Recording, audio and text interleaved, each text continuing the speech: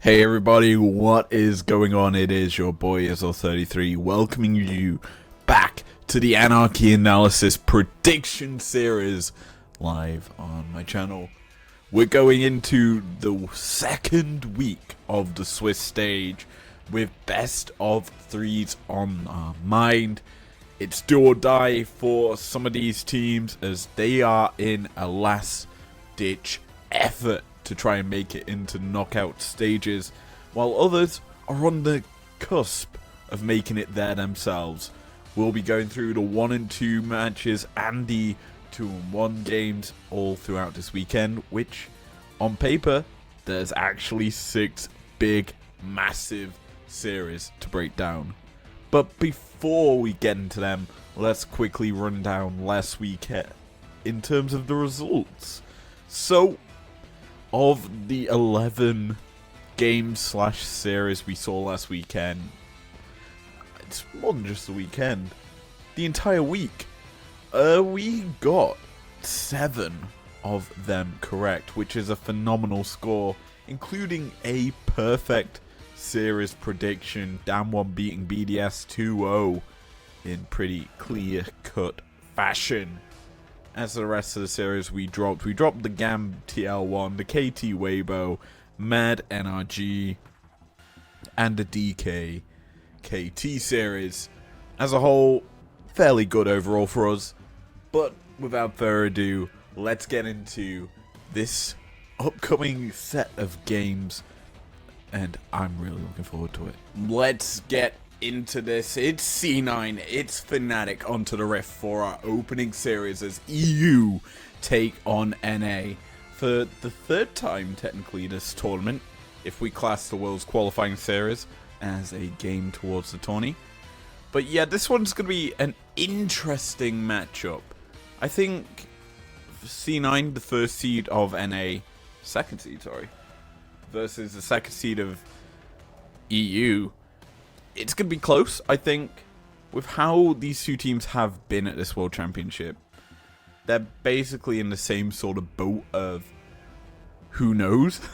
I think with the fact that we've now got a small sample size of Oscarinin back in Fnatic, it certainly feels like he's back in the saddle.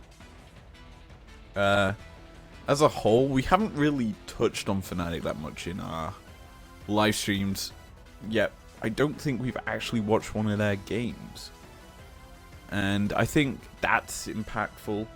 Actually, I tell a lie, we watched the LNG series from Fnatic, and we haven't actually watched the C9 game, that's the thing. So, realistically speaking, these two teams are, for me, very similar in terms of my understanding of how they play. It's two teams that just are on the outskirts, I feel. Like, they're certainly who I think will be going out in this knockout, well, before the knockouts. And I think, realistically speaking, this series will go to Fnatic 2-1. It'll be close. It'll be 2-0. I think with it being week 2, Fnatic's gonna play into like momentum and them hyping themselves up, obviously. But like, this is a hard bit to talk about. Fnatic as a whole are underperforming at this World Championship. Not mad underperforming, but they're underperforming in the sense that I don't think Humanoid has got to his pop-off stage that we saw last Worlds, where he tried to carry Fnatic through the group stage, but couldn't muster up enough strength to do so. And with the fact that he's been kind of quiet at this World Championship, I think week 2, with a bit of pep behind him, a little, obviously you get the little break before this action begins, like we've seen. I think that will be beneficial to him to get him excited for an NA clash. There's so much history between EU and NA, especially C9 Fnatic, that they're going to be up for this one, and I think Fnatic probably will win it based on the fact that I think that they're stronger than C9. Now, don't get me wrong, C9, dominant team. They underestimated NRG, I feel, in the LCS finals and lost because of it. But they're still probably the strongest team from NA at this World Championship. And, oh boy, having looked at the rest of North America after this weekend, especially Team Liquid, you can kind of easily make a statement that C9 and NRG are the only real teams from NA at this World Championship. But hey, let's be honest, I think Fnatic will come out on top and probably showcase some fire as they head into their last best of 3 after the victory. Oh boy. Time to talk Mad and Weibo. Let's be honest, this one's going to be an easy prediction. 2-0 Weibo is where I'm going. I think Mad as a whole have not looked good. They never do at the World Championships, and it's unfortunate because they're so dominant regionally that when they get to the world stage, they just underperform.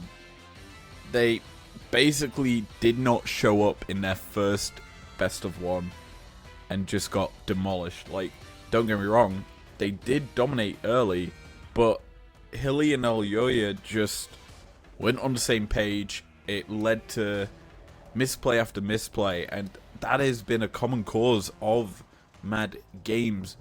They were close against NRG, but they threw it. It's the simplest way of saying that game. So many misspells, and just overall very little angst to go for fights in terms of late game strength.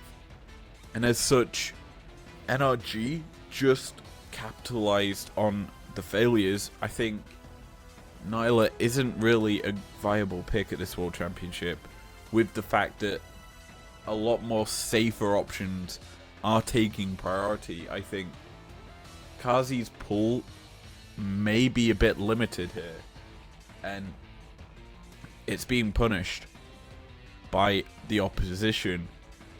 And speaking of which, their opposition in this game is the LPL, like, 4th seed, but the name power, the star power that this roster has. You've got an MSI and world champion in Xiaohu. You've got a former world champion in The Shy. The other names on the squad, Light, Crisp, big names. And you have to think that they will want it more, I think, the LPL squad. There's a lot of hype behind Weibo. I think you've got to look at people like Kadril that are just trying to boost them. Bear in mind, Kadril for this month has been the 4th biggest streamer, and he is just constantly on their bandwagon. And teams are just like becoming more and more respectful of Weibo at this World Championships, and they're certainly feeling the higher morale, I think is the way to word it, from the international audience, and them being more accepted into Korea than I would feel the Mad Lions, who aren't. They're certainly frustrated, I think.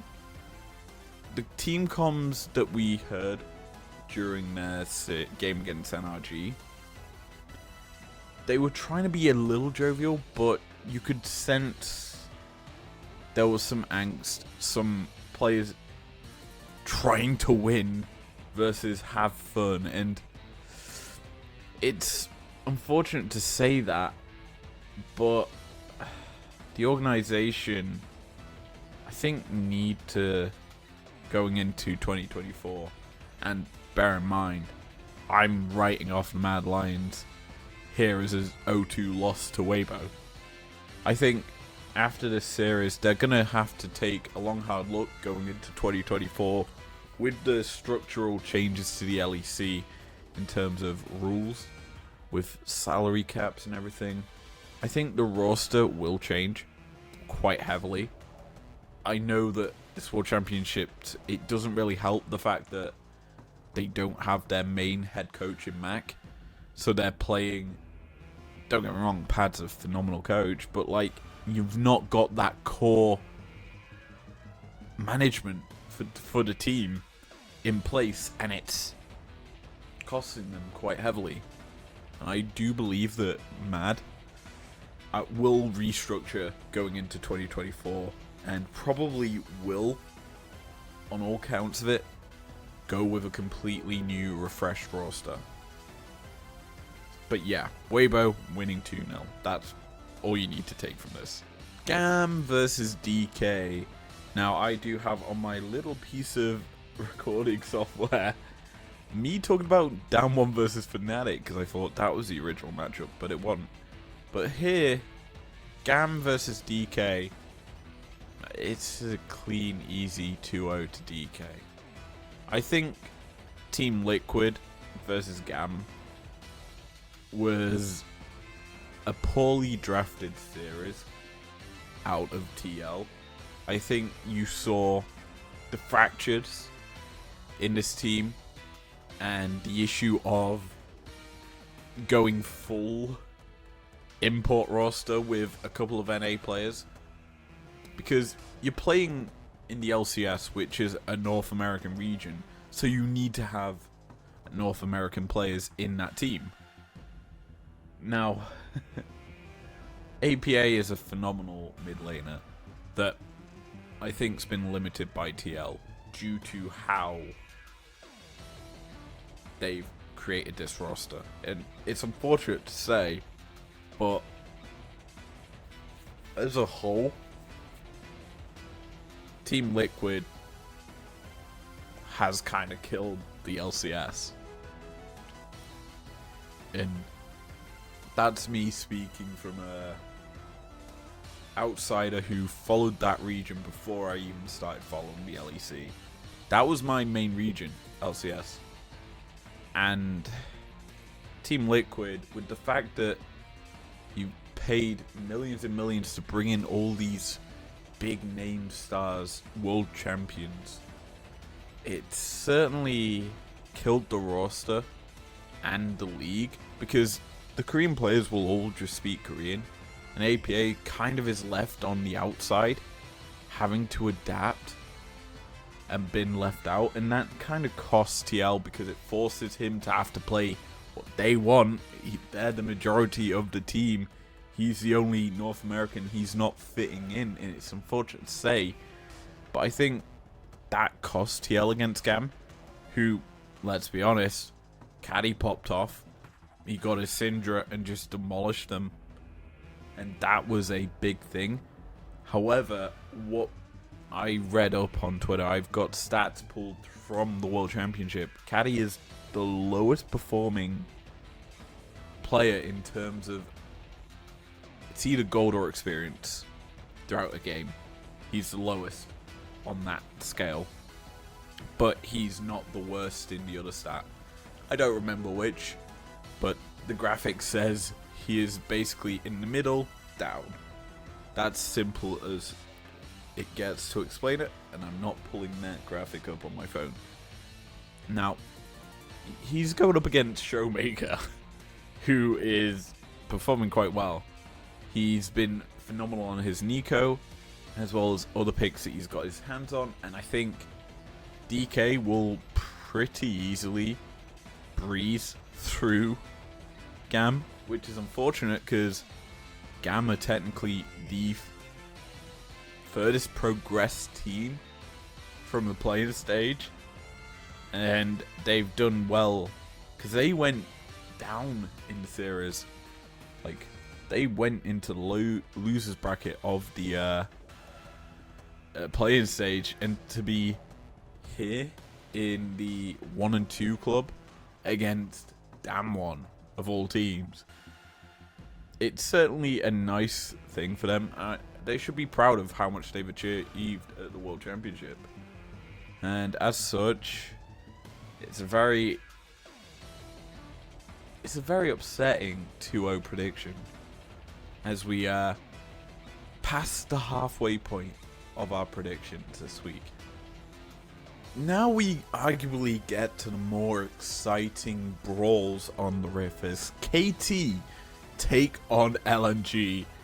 LCK versus LPL matchup number 1 for this weekend, and it's certainly a banger.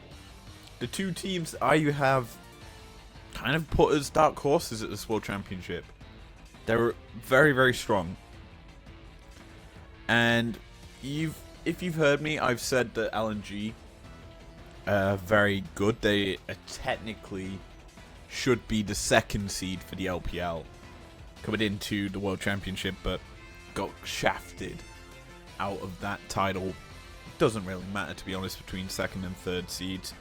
But these two teams, though, I like a lot. And I think with how they played in the opening week, and if you've seen how I predicted, I didn't think KT would beat Damwon. I certainly felt that they'd lose to BLG. And so this makes the prediction slightly more, like, obvious as to where I'm going. But on paper, this should be one of the closest matchups we're getting this weekend. And obviously, if they win, whichever team wins this series goes into knockout stages. The loser is down into the